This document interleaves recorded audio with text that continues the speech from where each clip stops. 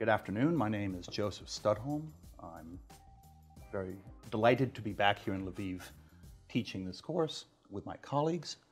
I wear several hats in my career. I'm currently an executive in residence at Princeton University, where we commercialize research. I do a fair amount of mentoring of young entrepreneurs at the university. I'm also involved in various startups, both as an investor and as a founder. And I'm happy to talk about why startups fail, and in fact, sometimes they succeed. I'm Howard Nelson. I'm a graduate of Princeton University and Tulane Business School. I've been 35 years in developing technologies. I currently am the CEO of an incubator accelerator that focuses on plasma energy and plasma physics. And I sit on a number of biotechnology boards in the state of New Jersey. I'm thrilled to be back here again with my colleagues at the university to teach entrepreneurship. It was an extraordinary experience the last time, and your students are exceptional, and it's a real joy to teach people who are going to be the next generation of entrepreneurs. So I think the topic today that we're going to discuss is, why do these types of entities fail? Why do startups fail? So Joe, why don't you start and tell me why you think they're failing, and I'll jump in when either I disagree or I have something else to say. It could be a very long or very short conversation. Yeah, it could be a very short conversation. So one thing to note is that there's survivor bias when people think about startups, because the movies do not get made about the startup that flamed out after 6 months because the founders were fighting. Instead, we see Steve Jobs, or we see Bill Gates, or we see, So in the popular culture, startups not only succeed, they succeed wildly. And the people who do it are very successful, and that's part of the attraction, right? Because it's a way to succeed. So many people are attracted to startups, for a variety of reasons. So the first thing I would say is that the popular culture aside, startups mostly fail. The failure rate of technology startups is really quite high. And the statistics and the data certainly support that, whether you're in the Ukraine or you're in Princeton or wherever. Based on my personal experience, both as an investor and as a co-founder of several startups, some were successful VC-backed exits, some had terrible, short life cycles and didn't work. I really say that there are two ways to look at it. One is sort of technology and product risk, right? And for the purposes of this course, technology managers tend to focus on that because they can control it. They're good at putting a team together, scheduling software development, outsourced IT work is a big thing. So often when folks like that think of a startup and think of doing it, they think of product first. It's like, we're going to build this thing, and then if we build it, they will come, right? If we build it, they will buy it, and they become emotionally invested in the product itself. Investors and people who have done this more than one time tend to focus more on market risks or human factors than they do on technology risk. And that's because that's more likely the cause of failure. The toughest thing in the world is to get someone to buy something. And that is not a skill that is as common as good technology development. Being able to put your ego aside and really find out whether someone wants to pay for the thing that you're going to deliver, and being savvy enough to understand the competition, pricing, sales models, and to actually have a market where a new entrant, a startup, actually has a chance, no matter how good you are. So I would say that although technology risk is how people, and product risk is how founders tend to think, market risk controls. And that's the thing that causes most startups to fail. And to layer in on many of the things that Joe was saying, I think the first thing that entrepreneurs have to realize is they have to be brave. They have to be fearless in terms of pursuing their goals. If you're afraid of failure, you're probably not going to be a very good entrepreneur. You have to be able to accept failure and learn from your failure, because as Joe said, probably 80% of new ventures do wind up failing. It probably might be a little bit more. So the goal here is not to focus on whether you're going to be successful or failing. The goal is to, am I learning enough about what I'm trying to accomplish to be able to adjust so that I can succeed? You have to be able to make movements across what you're trying to accomplish so that you will actually have a venture that will succeed. And to Joe's point, the landscape is complex. And the thing that you think you're going to be solving when you start off may not be what you solve when you finally are successful, or it may be part of what you wind up solving when you are successful. So as Joe was saying, in the analytic terms, there is a sort of the abstraction aspect of being an entrepreneur that requires you to understand yourself and understand the people that you're working with in order to have a common goal of solving the problems. Absolutely. Yeah. I mean, you know, one of the things that an outside investor looks for when they're trying to gamble on which startups are going to be successful is the composition of the team. And, you know, is there enough diversity in the team membership, so with different skill sets and different backgrounds, but is there enough cohesion in that they'll be able to make tough decisions, whether it's on giving up their equity and for capital, or who to hire, or how to allocate, you know, what limited funds they have.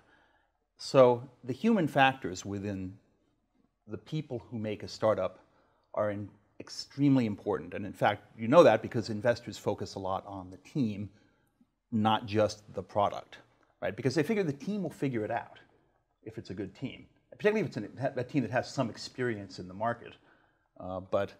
So that's very important. I completely agree. And speaking of the team, as Joe and I were discussing prior to this, aside from the analytics of what the problem you're trying to solve is and the technologies that you need to bring to bear, how the team interacts with each other is critically important. Ego is one of the biggest killers of any new venture. My way or the highway, being inflexible, and not understanding how other people might think or express themselves. You have to be flexible in the way that you aggregate the information that you need in order to make proper decisions. And the analytics have to be there, the precision has to be there, but you also have to understand that there's a lot of things that you don't know and may not know currently, or may never know in your investigations. So you have to take educated, calculated risks. You have to be able to make calculated decisions along with your team in order to be to minimize your risk of failure. So it happens. You know, the best people to answer this question in some ways are really the investors who have a portfolio of companies, many of which fail.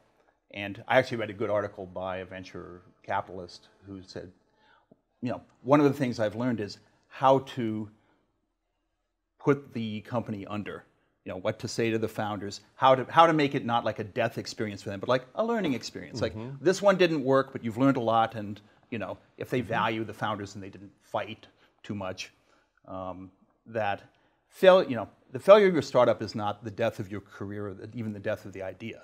It's that, for whatever reason, in this, you know, things didn't work, but that doesn't mean that the next one won't work. And in fact, many of the successful entrepreneurs I know have a couple of failures, or at least one, under their belt, because it makes them, you know, not quite as suicidally brave when it comes to the product, if you know what I mean. And so there's a couple of other little factors that I think people should understand when they're intending to be an entrepreneur. The first is that you might think you've solved a problem, or you've identified a problem that you want to solve. But you have to verify that. You have to go into the market and figure out whether that is, in fact, what your customers want to be solved, right? And a lot of people think they've got a great idea, people are going to want to buy it. Like, as Joe said, if I build it, they will come. But you may be solving a problem that nobody wants to pay for. Or it might be solved in a different way that you're proposing, and nobody sees the incremental value to that. So your research and your ability to focus on a truly solvable problem that you have an answer to is going to be critical to your success. And this is one of the most important features of any failed business, is that they haven't figured out what problem they're trying to solve. They're either too diffuse or they're focusing on the wrong problem. And as Joe said, a lot of the failures will fail if they've done their homework simply because, well, you know, some things just don't work out. But a lot of the failures do happen because of just either inexperience or a lack of understanding of the challenges ahead of them. Yeah, I think that's true. You know, another way to think of it too is a startup, once it takes capital, or even perhaps before, there's a relatively narrow window that it has to succeed or fail. And that can be because the founders can't live on, you know, ramen noodles forever, and they may need to go get a real job, and you know, so there's that. Once you take capital and you have a burn rate, then that's you know, the clock is ticking at that point. You have only that window in which to meet your milestones to either get more capital or succeed. But the concept of the window in which you have to attack the market, enter the market, you know, get the startup off the ground, it's very important, because in big companies, you don't necessarily have to think that way, right? You may have multi-year time frames for product development or market entry. In very small startups, you know, time is your enemy. You have to move quickly, and the market may not want to move as quickly as you need to. It may, you know, particularly in sales of enterprise sales, the decision-making process, the adoption process in a big company, in healthcare or in finance or, you know, you name it, it can take longer than you have to get your startup going. So the mismatch in timing between the needs of an early stage company and the customer can be a big obstacle. And you really, and relatively few founders think about that. It's like, we just raised $2 million, but what they've really raised is 18 months of runway, and they have that much time to make it happen. One of the reasons why companies do get capitalized is that they're very clear about the milestones they're intending to hit, and they have a believable timeline, right? And the challenge is, as Joe is saying, is meeting that timeline. You have a certain amount of time to put a team together, to get them focused. You have a certain amount of time to do the investigations about your customers and get them aligned. There's a lot of things that go on in getting your business across the goal line in each one of these milestones that I think is underestimated by a lot of entrepreneurs. They think they have more time. They think, oh, well, I just get a bunch of people together that I know, and we're aligned, and we're off and running. But as Joe said, it takes a long time to build a team that's cohesive, that will hit milestones. Most businesses take several months just to identify the right people to bring on. So not accounting for any of these things is going to be, is one of the critical mistakes of early entrepreneurs. Yeah, no, that's actually a good point about another reason startups fail is they get the hiring wrong. Even after their initial funding, they wildly overhire, or they hire top heavy, or they hire their friends because they're their friends, and they think because they're my friend, they must be good at the business that we need to do. And in fact, you have to be very careful and ruthless with your investors' money when you're hiring. And that is also a skill that many early stage entrepreneurs will not have had, right? Yes. You know. And sometimes what makes these entrepreneurs successful is they will take help from their funding agents. They will look to support from their funders for the types of people that can help them get across the line.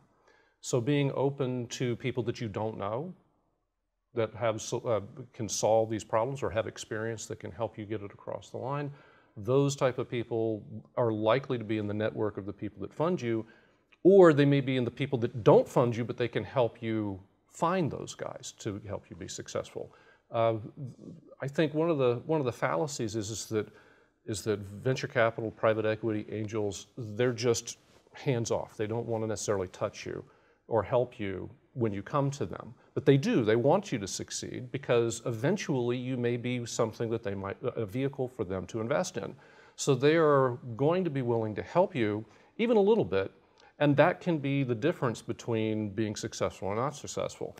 Asking for help from these people, for direction, for connections, is going to be one of the biggest time-saving steps that you can have. Everybody that you talk to as you're doing your research, everybody that you talk to when you're a venture looking for money or looking for employees, can connect you with somebody who may wind up being able to help you.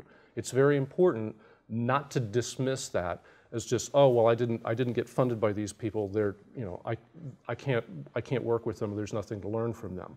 You can use and extend your network through theirs simply by asking questions and asking for help. Most people have the graciousness to be able to help people who are interested and willing to take the help.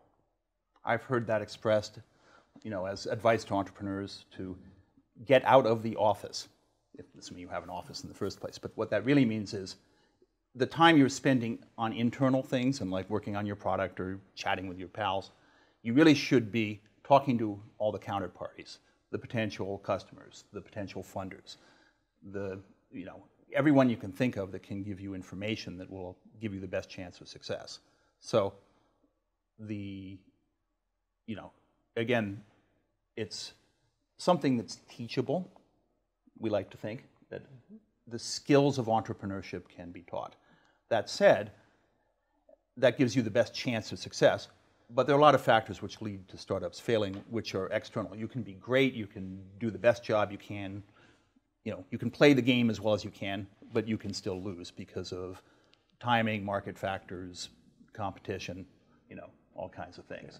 So it's not always the entrepreneur's fault when things go wrong. No, it's not always. It's not always the fault of the entrepreneur.